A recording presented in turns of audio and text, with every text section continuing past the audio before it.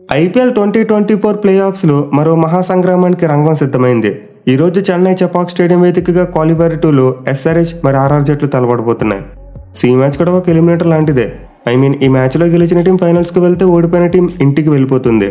So ఫైనల్లో కేకేఆర్తో తలపడేందుకు అలాగే తర్వాత ట్రోఫీ గెలిచేందుకు ఈ మ్యాచ్లో గెలుపు అనేది మ్యాండేటరీ.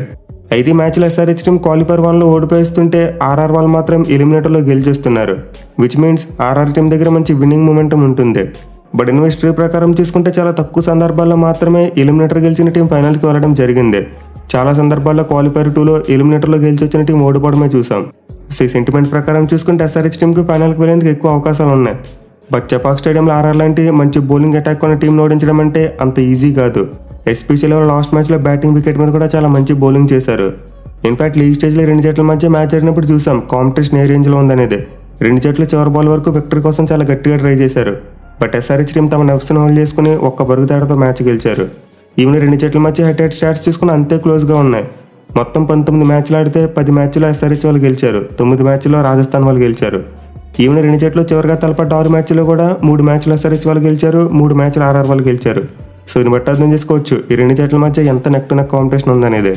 బట్ రెండు జట్లు ప్రీవియస్గా ఒక్కసారి ప్లే ఆఫ్స్లో తలపడ్డారు, అది కూడా వే బ్యాక్ ఇన్ 2013. సో ఏడైతే ఎస్ఆర్హెచ్ టీం ప్లే ఆఫ్స్లో ఎలిమినేటర్ మ్యాచ్లో ఆర్ఆర్తో తలపడ్డారు అండ్ ఆ మ్యాచ్లో ఆర్ఆర్ టీం ఎస్ఆర్హెచ్ని బీట్ చేసి క్వాలిఫైర్ 2కి వెళ్లారు. సో ఒక్క మ్యాచ్ అడ్వాంటేజ్ అయితే కాస్త ఆర్ఆర్ టీంకి అనుకూలంగా కనిపిస్తుంది. ఈవెన్ ప్లే ఆఫ్స్లో ఓవరాల్ ఇండివిజువల్ రికార్డ్ చూసుకున్న ఆర్ఆర్కు ఎస్ఆర్హెచ్ కంటే బెటర్ రికార్డు ఉంది. ఆర్ఆర్ టీం ప్లే ఆఫ్స్లో 10 మ్యాచ్లు ఆడితే 5 గెలిచి 5 ఓడిపోయారు. కానీ ఎస్ఆర్హెచ్ టీం చూసుకుంటే ప్లే ఆఫ్స్లో 12 మ్యాచ్లు ఆడితే 5 గెలిచి 7 ఓడిపోయారు. సో ఈ ప్లే ఆఫ్ మ్యాచెస్లో ఆర్ఆర్ టీంకి ఎస్ఆర్హెచ్ కంటే బెటర్ విన్ పర్సెంటేజ్ కనిపిస్తుంది. బట్ మనం ముందే చెప్పుకున్నాం రెండు జట్ల మధ్య మ్యాచ్ అంటే ఎప్పుడు కూడా ఒక నెక్ టు నెక్ కాంపిటీషన్ ఉంటుందని చెప్పి. దీంతో ఈ మ్యాచ్లో కూడా మనం ఒక క్లోజ్ కాంటెస్ట్ ఎక్స్పెక్ట్ చేయవచ్చు. ఇక ఈ మ్యాచ్ ఆడబోయే చెన్నై చెపాక్ స్టేడియం యొక్క పిచ్ రిపోర్ట్ చూసుకుంటే జనరల్గా ఒక స్లో వికెట్, కానీ ఆడది మాత్రం కొంతవరకు హై స్కోర్స్ చూసాం, అది కూడా స్టార్టింగ్ గేమ్స్లోనే. ఆ తర్వాత పిచ్ కాస్త స్లోగా మారడం మొదలైంది. మెయిన్లీ చివరిగా సిఎస్కే మరి ఆర్ఆర్ జట్ల మధ్య జరిగిన మ్యాచ్లో చూసాం చాలా లో స్కోర్స్ వచ్చాయి. సో చెన్నై చెపాక్ స్టేడియం అయితే లో స్కోరింగ్ గేమ్స్కు పెట్టింది పేరు. బట్ మ్యాచ్ కోసం ఒక ఫ్రెష్ వికెట్ని వాడబోతున్నారంట. సో ఈ గేమ్ని అయితే ఈరోజు చెపాక్ స్టేడియంలోని 7వ పిచ్ మీద ఆడబోతున్నారు. అండ్ దీన్ని బట్టి చూసుకుంటే ఒక సైడ్ బౌండరీస్ అయితే చాలా చిన్నగా మారిపోద్ది, ఎందుకంటే 7వ పిచ్ అంటే చాలా వరకు సైడ్కే ఉంటుంది, మిడిల్లో ఉండదు. అండ్ ఆల్సో ఫ్రెష్ వికెట్ కాబట్టి ఎలా ఉంటుంది ఎవరో చెప్పలేం. అది యూజ్డ్ వికెట్ అయితే 2 పేస్డ్గా ఉంటుంది, లేకపోతే స్లోగా ఉంటుందని చెప్పి అర్థం చేసుకోవచ్చు. కానీ మ్యాచ్కి వాడబోతే ఒక ఫ్రెష్ వికెట్ కాబట్టి ఎలాగైనా సరే బిహేవ్ చేయొచ్చు. అంటే వస్తే ఎక్కువ రన్స్ అయినా రావచ్చు, లేకపోతే బౌలింగ్ ఫ్రెండ్లీగా కూడా ఉండొచ్చు. ఇక ఈ గ్రౌండ్ యొక్క స్టాట్స్ చూసుకుంటే ఇప్పటివరకు మొత్తం 83 ఐపీఎల్ మ్యాచెస్ జరిగాయి. అండ్ 83 మ్యాచ్ల్లో ఫస్ట్ బ్యాటింగ్ చేసిన టీం 48 మ్యాచ్ల్లో గెలిస్తే చేస్ చేసిన టీమ్స్ 35 మ్యాచ్ల్లో గెలిచారు. అలాగే గ్రౌండ్లో ఫస్ట్ ఇన్నింగ్స్ యావరేజ్ స్కోర్ 164 రన్స్గా ఉంది. సో ఈ స్టాట్స్ బట్టి అయితే క్లియర్గా ఫస్ట్ బ్యాటింగ్ చేసిన టీంకి అడ్వాంటేజ్ కనిపిస్తుంది.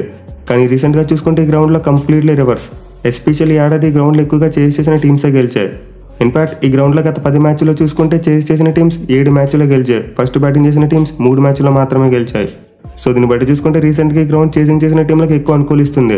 అండ్ దీనికి one of the main reasons dew factor. అలాగే ఆర్ఆర్ లాంటి టీం ఎక్కువగా చేస్ చేసినప్పుడే మ్యాచ్లు గెలిచిన టీం. సో వాళ్ళు అయితే ఖచ్చితంగా టాస్ గెలిస్తే ముందుగా ఫీల్డింగే తీసుకుంటారు. ఈవెన్ ఎస్ఆర్హెచ్ టీం కూడా టాస్ గెలిచి ముందుగా ఫీల్డింగ్ తీసుకుంటేనే బెటర్, ఎందుకంటే ఫస్ట్ బ్యాటింగ్ చేసినప్పుడు ఆర్ఆర్ టీం ఎక్కువగా స్ట్రగుల్ అవుతుంది. లేదు గ్రౌండ్ స్టాట్స్ని బేస్ చేసుకుని ఫస్ట్ బ్యాటింగ్ తీసుకున్నా మనం మ్యాచ్ ఆడిపోవడం అవసరం లేదు. మెయిన్లీ ఏడాది ఎస్ఆర్హెచ్ వాళ్ళు సిఎస్కే అయితే గ్రౌండ్లో మ్యాచ్ అయినప్పుడు చేస్ చేస్తున్నప్పుడే ఓడిపోయారు. సో ఇది కూడా వాళ్ళకి కాస్త కన్ఫ్యూజన్గానే ఉండొచ్చు. చూడాలి మరి ఈసారి ఎస్ఆర్హెచ్ కెప్టెన్ పిచ్ని ఎలా రీడ్ చేసి ఫస్ట్ టైం తీసుకుంటాడు అనేది. ఇక ఈ గ్రౌండ్లో అయితే రెండు టీంలు ఎప్పటివరకు ఒక్కసారి కూడా తలపడలేదు. బట్ ది ఫస్ట్ టైం ఈ స్టేడియంలో ఒక ఐపీఎల్ మ్యాచ్లో తలపడబోతున్నారు. అయితే ప్రీవియస్గా చూసుకుంటే రెండు జట్లకు కూడా ఈ గ్రౌండ్లో అస్సలు మంచి రికార్డు లేదు. మెయిన్ ఎస్ఆర్హెచ్ టీంకి చాలా పూర్ రికార్డు ఉంది. ఈ గ్రౌండ్లో వాళ్ళు మొత్తం 10 మ్యాచ్లు ఆడితే 9 ఓడిపోయారు, ఒక్క మ్యాచ్లోనే గెలిచారు.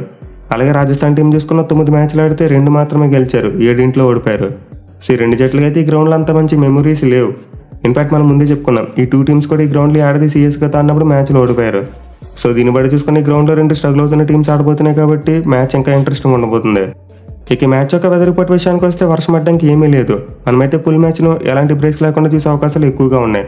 ఒకవేళ వర్షం వచ్చి ఏమైనా ఇబ్బంది కలిగించినా రిజర్వ్ డే ఉంది. సో మనమైతే కంగారు పడవలసిన అవసరమే లేదు. ఇక టీమ్స్ విషయానికి వస్తే ఎస్ఆర్హెచ్ టీం బ్యాటింగ్ లాస్ట్ మ్యాచ్లో చాలా ఘోరంగా ఫెయిల్ అయింది. మెయిల్ ఓపెనర్స్ ఫెయిల్ అయినప్పుడు ఆ టీం పెద్ద స్కోర్ కొట్టలేకపోతుంది.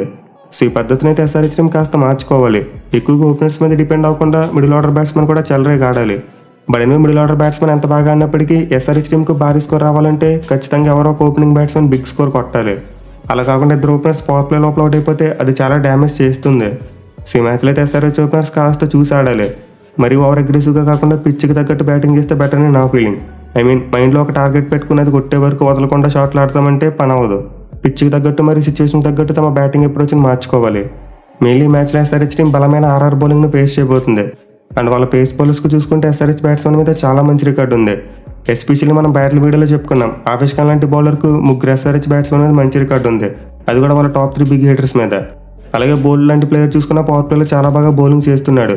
సో ఈ మ్యాచ్లో అయితే ఎస్ఆర్హెచ్ ఓపెనర్స్ కాస్త జాగ్రత్తగా ఉండాలి. పవర్ ప్లేలో వికెట్ కోల్పోకుండా ఓవర్కు 9 పరుగులు చేసినా చాలు. అలా కాకుండా పవర్ ప్లేలో 90 లేదా 100 కొట్టేద్దామని చెప్పి వికెట్స్ ఇస్తే మాత్రం ఆ తర్వాత చాలా నష్టపోతారు. ఇక బౌలింగ్ విషయానికి వస్తే పేస్ బౌలర్స్ పర్లేదు, బాగానే బౌలింగ్ చేస్తున్నారు. బట్ లాస్ట్ మ్యాచ్లో స్పిన్నర్స్ తేలిపోయారు. పైకి మ్యాచ్ ఆడిపోయి గ్రౌండ్ చూసుకుంటే ఒక స్పిన్ ఫ్రెండ్లీ వికెట్ వచ్చే అవకాశాలు కూడా ఉంటాయి. ఎస్ఆర్హెచ్ టీం అయితే ఈ మ్యాచ్లో తమ స్పిన్ అటాక్ని బలపరుచుకుంటే బెటర్. మిగిలినైతే వాళ్ళ టీంలో 2 మార్పులు చేయాలని కోరుకుంటున్నా. అవి ఏంటంటే విజయకాంత్ ప్లేస్లో గ్లెన్ ఫిలిప్స్ని తీసుకురావాలి.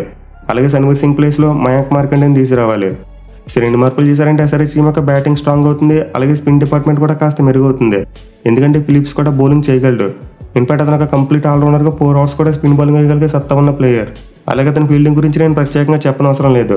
సో ఇప్పటికైనా ఎస్ఆర్హెచ్ టీం గ్లెన్ ఫిలిప్స్ లాంటి ఒక మల్టీ డైమెన్షనల్ ప్లేయర్ని యూజ్ చేసుకోవాలి. మెయిన్లీ లాస్ట్ ఇయర్ అతను ఆర్ఆర్తో జరిగిన మ్యాచ్లో చాలా మంచి క్యామ్ ఇన్నింగ్స్ ఆడాడు. సో నేనైతే ఎస్ఆర్హెచ్ టీంలో ఈ 2 మార్పులను ఎక్స్పెక్ట్ చేస్తున్నా. ఇక ఆర్ఆర్ టీం విషయానికి వస్తే తమ లాస్ట్ మ్యాచ్లో మంచి ఆల్రౌండ్ షో కనబరిచారు.